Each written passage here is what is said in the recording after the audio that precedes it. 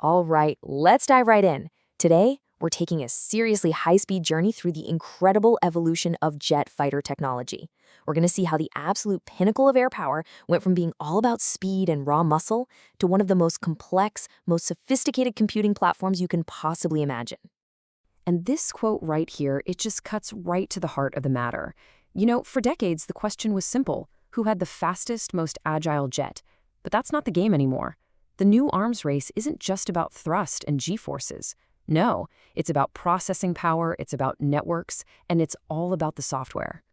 Okay, so to really get a handle on where we're going, we've got to rewind the clock a bit.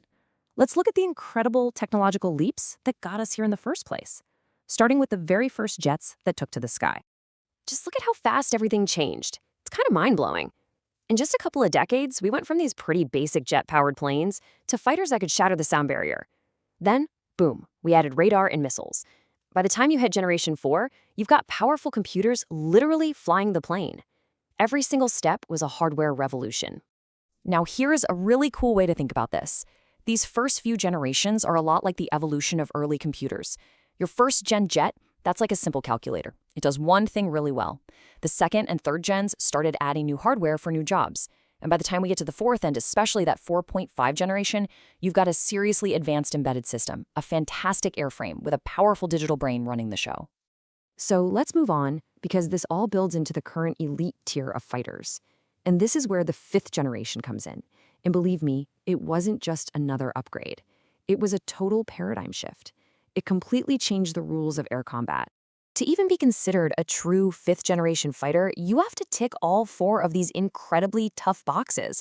It's not just about being fast anymore. You've got to be almost invisible to radar from every angle, carry your weapons inside to stay stealthy, and fly supersonic without chugging fuel and afterburner.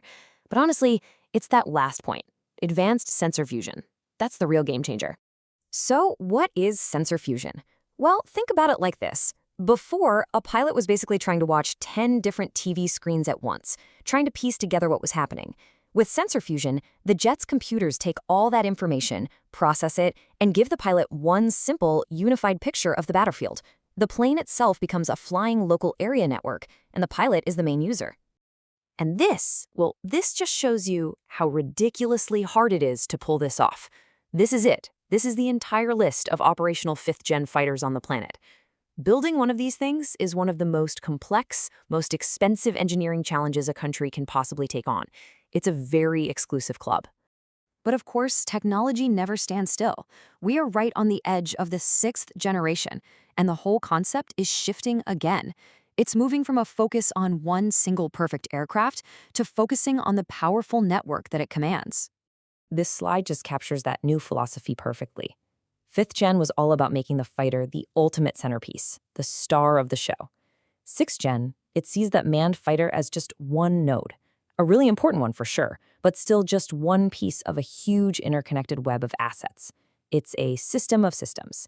And I love this phrase. There's no better way to think about this than cloud computing at Mach 2. The main fighter jet acts like a flying data center, an edge server. It doesn't have to do everything by itself. It can push tasks like sensing or targeting or even electronic warfare out to drones, satellites, and other parts of its network. And the tech that comes with this is it's straight out of science fiction. We're talking about pilots flying alongside autonomous, loyal wingman drones, planes armed with actual lasers, and engines that can literally change their physics in midair to be either super powerful or super efficient. It's incredible stuff. Okay, so what's the big picture? Why does all this high-tech theory matter in the real world? Well, it all comes down to a new kind of global competition, a high-stakes race for technological and strategic dominance in the sky. And you can see this playing out in real time. A perfect example is India's AMCA program. Their goal isn't just to build a fifth-generation fighter from scratch. No, the idea is to design it from day one with sixth-generation technologies already in mind. They're trying to leapfrog directly into that next era of networked air power. Which brings us to the most fundamental change in this whole story. The very nature of what a fighter jet even is. Well, it's becoming something that anyone in the tech world would recognize in a heartbeat. So this is the crucial idea I want to leave you with. We are moving into the era of the software-defined aircraft.